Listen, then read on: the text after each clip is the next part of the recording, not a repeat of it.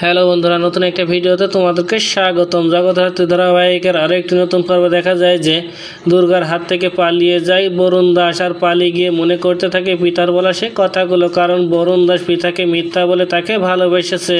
আর পিতাকে বরুণ বলেছিল তার বাবা অনেক বড় লোক আর তাদের অনেক ব্যবসা আছে।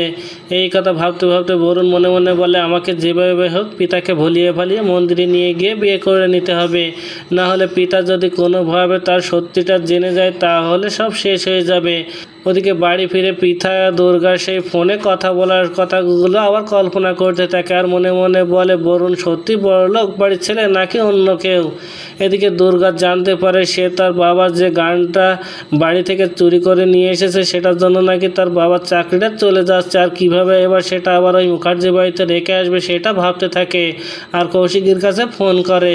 এদিকে বরুণ প্রতিদিনের মতো পিতাকে ফোন করে আর আসতে বলে, আর বরুণ আজ সিদ্ধান্ত নিয়েছে যে করে হোক পিতাকে মন্দিরে নিয়ে গিয়ে বিয়ে করবে।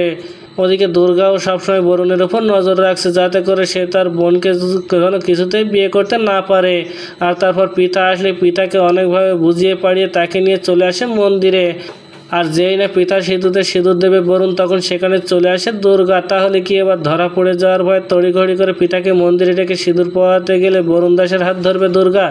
তো বন্ধুরা, কি ঘটতে চলেছে গল্পে এবার জানতে হলে আমাদের সাথেই থাকুন। ধন্যবাদ।